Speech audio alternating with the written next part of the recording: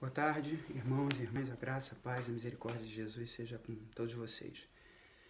Hoje, terça-feira, nós temos uma reunião de oração na igreja, com a igreja, no templo, no edifício da igreja, que infelizmente, por conta de toda essa situação que estamos vivendo, ela não vai acontecer. Mas ela nos dá a oportunidade da gente refletir sobre a oração. O que é a oração de verdade? O que significa orar?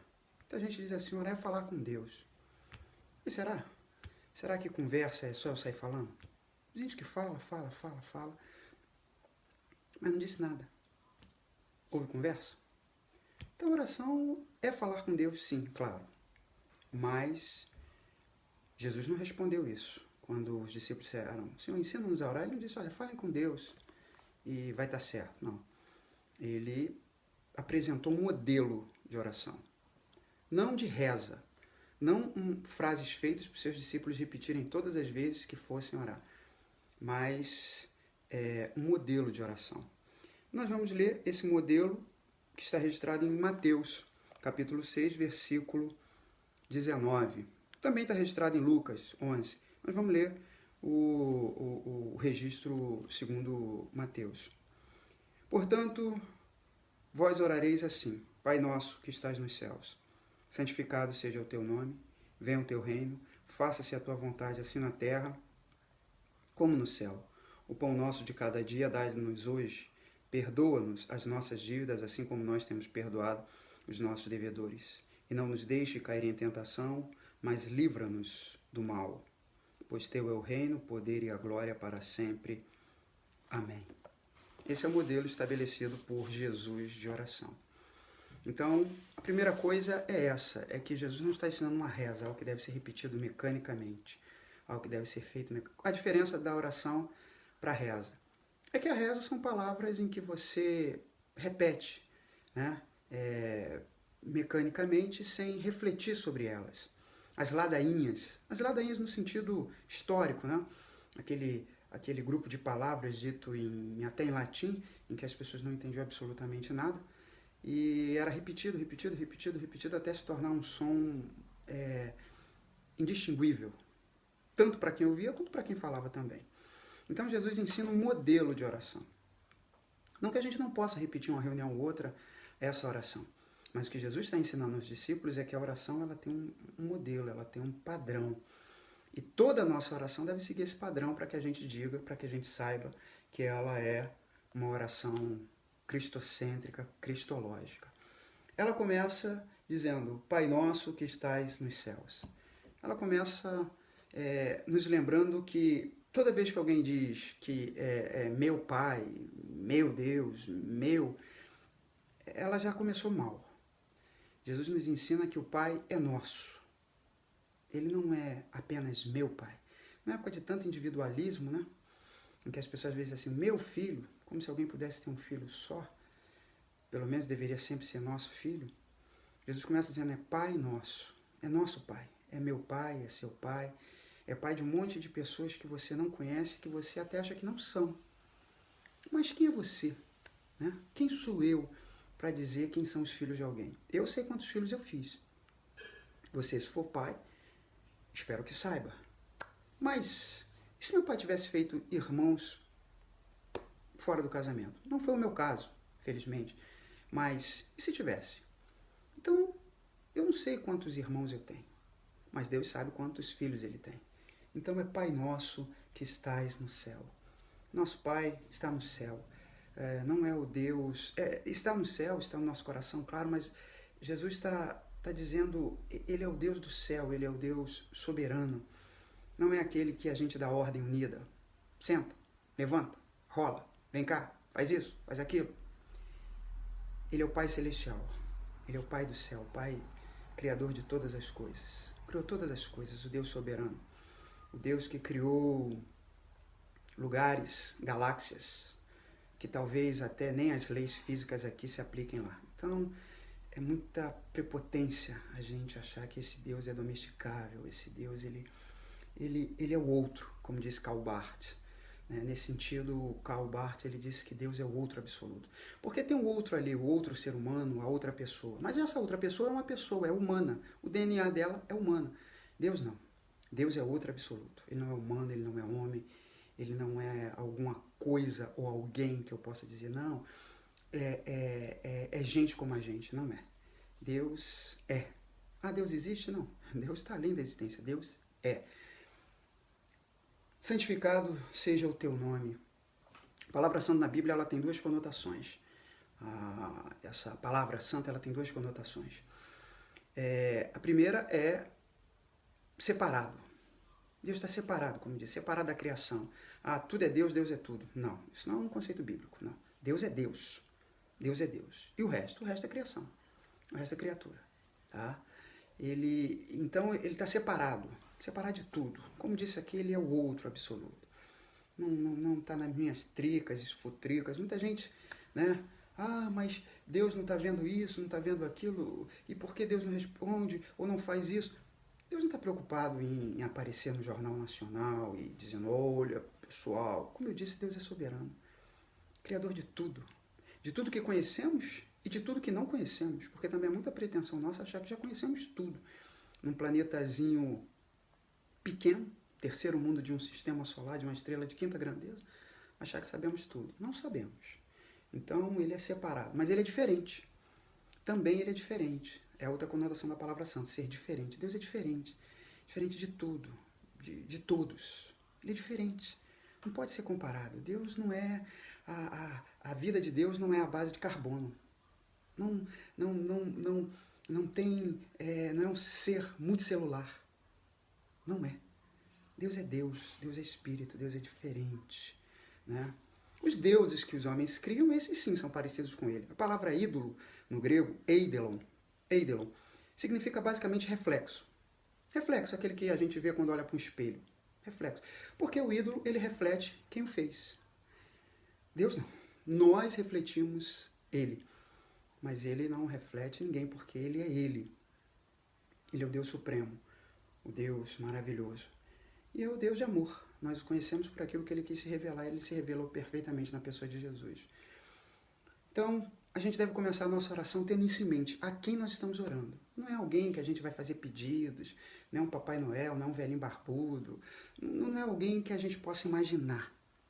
Não é alguém que a gente possa imaginar ou descrever. Não é alguém que caiba numa equação matemática. Alguém provou que Deus existe com uma equação matemática. Às vezes vejo cristãos tão alegres com isso. A ciência. A ciência é uma criação de Deus, maravilhosa, tremenda, mas ela não pode explicar o Criador. Você não pode conter Deus em qualquer coisa. Deus é incontível. Deus é incontível. Então, Jesus ensina que a gente deve começar a nossa oração pensando e refletindo a quem nós estamos orando. Porque senão a gente pode começar a orar para os nossos próprios ídolos. Ou para um Deus fabricado. E se é um Deus fabricado, logo não é Deus. Venha o teu reino. Venha o teu reino. O reino de Deus já está dentro de nós, como disse Jesus. Jesus disse, olha, muitos vão vir aqui e ali, dizendo que estamos aqui ou estamos ali, o Cristo está ali. Não vades, não vão. O reino está dentro de vocês. Mas aqui Jesus está dizendo que não é apenas para que o reino venha até nós, mas é que nós também possamos ir até o reino. Hoje o reino está dentro de nós, mas um dia ele estará à nossa volta. Hoje o reino está dentro de nós, mas vai haver um dia em que nós estaremos dentro dele. Ele vai encher as águas, ele vai cobrir a terra como as águas cobrem o mar, como diz o profeta. Vem o teu reino, o reino de justiça, de paz e alegria no Espírito Santo. A nossa oração deve ser sempre essa, buscar o reino. O que eu estou pedindo, traz o reino ou afasta o reino? O que eu estou pedindo? O que eu estou pedindo? A oração racional, né? Porque às vezes a pessoa acha que a oração é deixar, a falar coisas. Não, Jesus está dizendo, venha o teu reino. O que eu peço, o que eu vou dizer a seguir, traz o reino, me aproxima do reino, aproxima o reino de mim e daquilo que eu estou pedindo. Faça-se a tua vontade. A oração é uma busca para que Deus realize a vontade dele. E não uma tentativa persuasiva de fazer com que ele faça a minha. Muita gente acha que é isso. Bem, se eu orar muito, se eu orar, se eu fizer, se eu passar 7 semanas, se eu passar a noite no monte, chovendo, no frio, Deus vai se compadecer, ou pelo menos se render, e se eu for teimoso o suficiente, como aquela criança que embirra e faz o pai levar aquele biscoito que ele não queria, que ele não podia, que ele não devia, mas por causa da birra ele vai fazer. Oração não é isso. Oração não é a busca da minha vontade. Oração é quando eu busco que Deus revele e me faça me acalmar e querer a vontade dele. Paulo diz que Deus opera em nós o querer e o efetuar. Faça-se a tua vontade. Se a vontade de Deus é boa, perfeita e agradável, por que eu quero outra vontade? Por que eu estou querendo outra vontade? Por que eu desejo outra coisa? Se eu digo mais na frente que ela é boa, perfeita e agradável. São as contradições que às vezes a gente quer. Não, a vontade de Deus é boa, perfeita e agradável, mas eu quero a minha. Jesus disse que a oração correta, a oração do Cristo, é uma busca pela vontade de Deus, assim na terra como no céu. A oração de Jesus é que a vontade de Deus se manifeste em todos os lugares da terra. Que ela esteja na minha casa, na minha família, na minha mente, nos governos, como é no céu. Então, que ela seja essa vontade central de Deus, de paz, justiça e alegria, esse desejo de que nas coisas que eu peço, isso esteja a vontade de Deus. Nas coisas que eu preciso, ou que eu acho que eu preciso, isso esteja a vontade de Deus. Aquilo que estou pedindo, está buscando a vontade de Deus ou é minha? O que Deus quer eu não sei, mas o que eu quero é isso. A oração do Cristo não é essa. O pão nosso de cada dia dai-nos hoje. Jesus vai dizer aqui mesmo no capítulo 6 de Mateus, que Deus, o Pai, sabe que nós precisamos comer, beber, vestir, morar, ter lazer, ou, enfim, as necessidades materiais. Jesus disse, olha, vosso Pai Celestial sabe que vocês precisam dessas coisas. Não há erro nenhum em pedir essas coisas. Não há erro nenhum em buscar essas coisas. O erro é quando você busca só essas coisas. O erro não está em você pedir pelas necessidades. Precisamos de comida, bebida, remédios, uma casa digna. Mas o problema é quando eu só busco isso. Isso é a única coisa que eu busco. Não é errado, irmãos, trabalhar pelo dinheiro. Todos nós trabalhamos pelo dinheiro. O próprio Jesus vai dizer que digno é o trabalhador do seu salário. A Bíblia vai dizer isso. O trabalhador é digno. O problema não é trabalhar por dinheiro. O problema é quando eu trabalho só pelo dinheiro. O problema é quando as minhas orações apenas pedem pelo pão nosso, pelas necessidades cotidianas. Jesus vai dizer, trabalhem pelo pão que permanece e não pelo pão que perece. Mas ele havia dado pão que perece. Há contradição nisso? Não, nenhuma. Ele está dizendo, olha, o pão que perece é necessário. Todos nós precisamos comer e por isso ele alimentou a multidão. Mas ele viu naquela multidão uma multidão que estava seguindo a ele apenas por causa disso. O pão nosso de cada dia, as nossas necessidades, tu nos dá hoje. Perdoa as nossas dívidas, assim como nós temos perdoado aos nossos devedores. Esse é um tema muito importante, o perdão. E muita gente não entende o perdão. O perdão é uma palavra que está sempre atrelada a arrependimento. Eu vou fazer uma pergunta a você e você responda com sim ou não, porque ela pode ser respondida assim. Deus perdoa alguém que não se arrependeu? Então, Jesus está nos ensinando o seguinte, se alguém se arrepender, perdoe.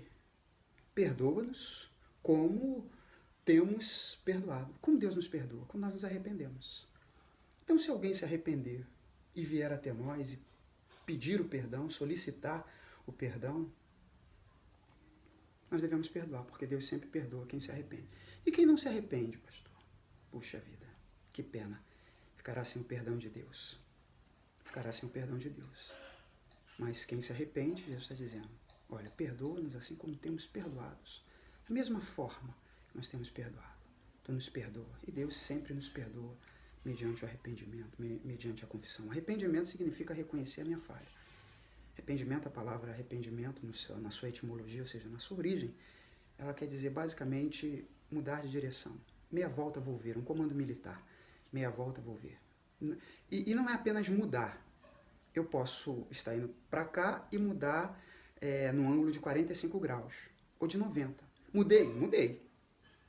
Mas o arrependimento significa mudar diametralmente. É 180 graus, é indo para lá e voltar para cá. Então, quando a gente vai orar, a gente tem que estar disposto a perdoar, assim como Deus nos perdoa quando alguém se arrepende. Alguém se arrependeu, alguém nos pediu perdão, alguém solicitou nosso perdão. a gente perdoa. Não é por merecimento, porque ninguém merece ser perdoado. Nós não merecemos ser perdoados. Mas Deus nos perdoa e a gente deve perdoar. E é essa maneira que Deus nos perdoa. Da mesma forma, não vá além do que Deus faz, não fique aquém do que Deus faz.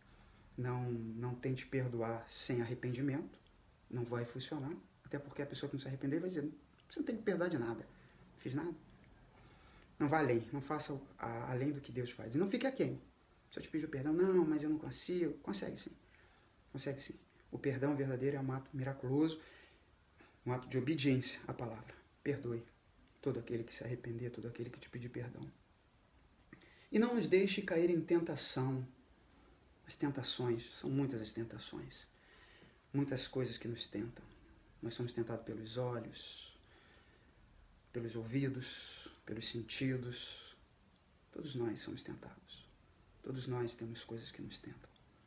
Todos nós temos nossos segredinhos. Não temos? E Jesus está dizendo, não nos deixe cair em tentação. É uma luta. Paulo mais tarde vai dizer que o espírito milita contra a carne contra o espírito, eles se opõem-se um ao outro. Paulo vai dizer também que o bem que eu quero fazer, não faço, o mal que não quero, faço, vivo em conflito. É uma luta. Uma luta, deve ser algo das nossas orações. A gente deve pedir ao Senhor que não nos deixe cair em tentação. Mas às vezes cai. Às vezes caímos. Não caímos? Aí tem o perdão. Tem um arrependimento sincero. Porque o perdão não se aplica a quem só está querendo jogar para debaixo do tapete. Ele precisa realmente de arrependimento. Mas não nos deixe cair em tentação. Livra-nos. Livra-nos do mal. De que mal? Do mal com L, dos males, da cobiça, da arrogância, da prepotência, mas também dos homens maus, das pessoas más, dos maus com U, daquilo que é mal, daquele que é mal. Nos livra disso. As pessoas com quem nós andamos dizem muito sobre nós. Então, livra-nos do mal, livra-nos dos males, não nos deixe cair em tentação. A nossa oração deve envolver isso. Muitas vezes a gente não está preocupado com tentação, a gente não está preocupado com isso. Muita gente para só ali no me dá nosso, me dá o pão nosso, me dá o pão que perece. Não nos deixe cair em tentação. E Jesus termina, né, é uma citação, é um texto que talvez tenha sido aqui embutido, lembrando a oração de Davi, que termina dessa forma, pois teu é o reino, o poder e a glória para sempre. Começamos lembrando quem Deus é, no início. E a gente termina como? Lembrando quem Deus é.